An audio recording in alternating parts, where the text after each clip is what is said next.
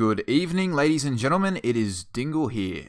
I have decided to make a series of videos of the basic functions of LawMaker, which is the fan-made program to help you make levels and Outlaws, basically.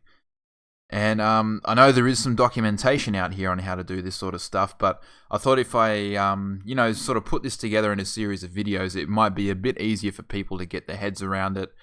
And also just watching me work through this, I'm going to make basically a level from start to finish. And I'm going to talk you through each step of the way and how to get through certain things like, I don't know, making water, doorways, windows, all that stuff. I'm going to go through and pretty much explain how I do that. I'm going to break that up into different videos. But without further ado, let's jump into LawMaker. So this is what we start out with. And by the way, I've never made a tutorial before, so this could be traumatic. We'll see how we go. Okay. So you'll see just off the bat, we've got this black screen here because there's nothing up yet, and there's all these buttons here. Now these aren't enabled yet because we haven't started a project yet. So what you just do is click on that new button there, and you'll get this box come up. This is where you have to choose the level name. So I'm going to call this one Tutorial.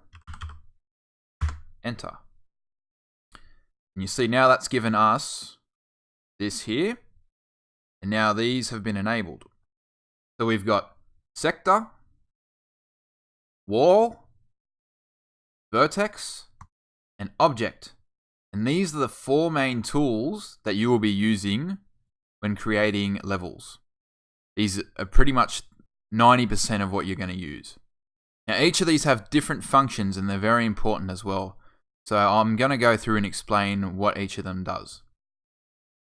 Now a sector is basically 3 or more walls put together. A wall is basically self-explanatory. These are the walls that make up your level. Self-explanatory. But sector is when 3 or more of these are joined. The vertexes are actually the adjoining points of 2 walls. You can actually grab these, hold down the control key, and move them around to your liking. Objects. Now these cover quite a lot here. The object we have here right now is the player spawn point. So to check that, we hit the tab key, and that brings up this box over here. Now these are the properties of that object. You see the name here is player, and it is in sector 0, which is our main sector here. And XYZ, the coordinates, pretty much where it is in the level. The yaw, this is pretty much the direction in which this faces. And you can change this by going, say, 90, we'll turn it 90 degrees. If I hit enter now, and hit that tick, that would have turned 90 degrees. Now just to give you an idea of what this currently looks like, I'm going to start the game up now. We have to save the map first, which is very important. Hit save there. And go to test the level. Alright, so this is what we have, which isn't much. You're probably wondering why it's a black screen.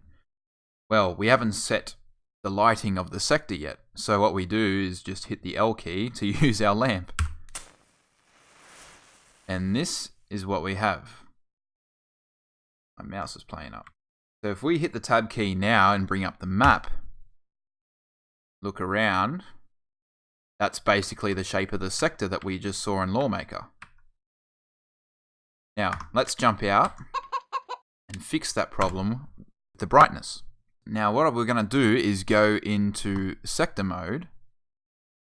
Make sure that this is selected. You know it's selected if it's red. Once it is selected, hit the tab key. Now it will bring up this box. Now these are all the properties of this sector. There's a lot of them here. I'm not going to go through all of them right now, but what I am going to show you is this one here, which is ambient. This is the ambient lighting of the sector. This can go up to 31. 31 is the brightest you can go. So let's hit that, save the map. Perfect. Now we have pretty much the right lighting of this room here. Now this is obviously not much here. Okay. Hit exit.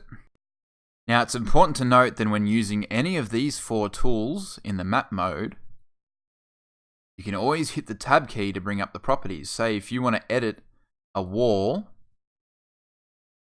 you select the wall you want. Say I want to edit this wall here, right? Hit the tab key and this comes up. You have all these options here.